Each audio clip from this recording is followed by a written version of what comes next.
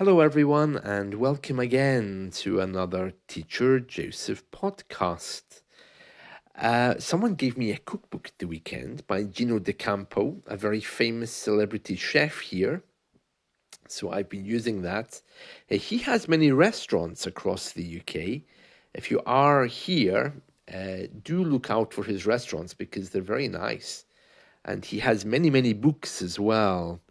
He's also very famous because when he was a teenager, he burgled Paul Young's house. Paul Young is a musician. I'm sure you know him. He's had many, many hits, including one with Zucchero. Senza una donna, was it? Was that the song he sang with Zucchero? But anyway, Gino De Campo went to prison for 2 years because he stole Paul Young's guitars. That's interesting, isn't it? But anyway, now he's reformed. That means he's changed his character and he's a very successful TV personality. He's done loads of things on TV as well as writing lots of books and opening many restaurants. Someone to look out for. Speaking of crime, I see our local school here had a problem recently. They had a pupil who attacked two teachers and also a number of students. And I'm telling you this because many of you, for some reason, seem to think that the UK has a good education system. And you're probably thinking that because you've seen many successful English people.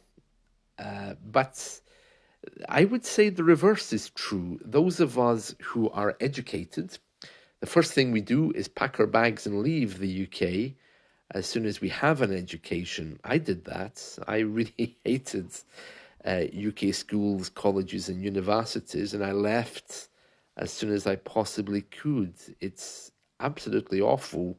I've known many teachers who've had problems with violence in the schools. I mean, when I was a child, the teachers were very violent against us, and that was a problem.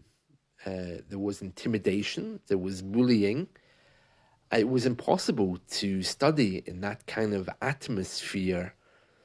And of course, we had physical punishment as well, up until 1981, where they could belt you or hit you with a cane or just grab you and shove you down the stairs.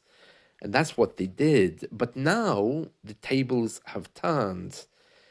That means the opposite is true. And we have teachers who are afraid to go to work. They're afraid to face students because the students are violent. They use psychological methods of breaking down the teacher's character. And of course, they can also use social media to discredit teachers. I was talking to some friends the other day, and all of us agree that we would never send our children to schools here. We would either homeschool them. If you have children, it's perfectly legal here to teach the child yourself, even if you're not a teacher, or send the kids abroad. I mean, the first thing that educated people here do is to leave. They either go to London or leave the country or find a way of escaping because life here is not as great as you might think. We have whole areas which are becoming more and more violent. The police are aware of it, the schools are aware of it, and our schools here now are demanding security guards or the right to carry weapons just to protect themselves from being attacked. And that's quite normal. Some people say, well, colleges and universities are probably better. And I would say, no, they're not. Colleges and universities are havens for drugs, bad behavior, criminality. And the reason for that is because the only thing people care about is money.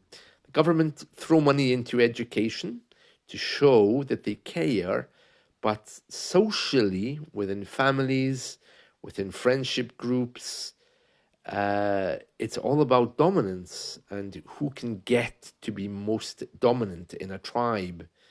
And really, I strongly advise you against getting your children educated here unless you have the money to do it privately. Send your kids to a private school in a city, maybe, but don't send them to a government school because they're absolutely awful.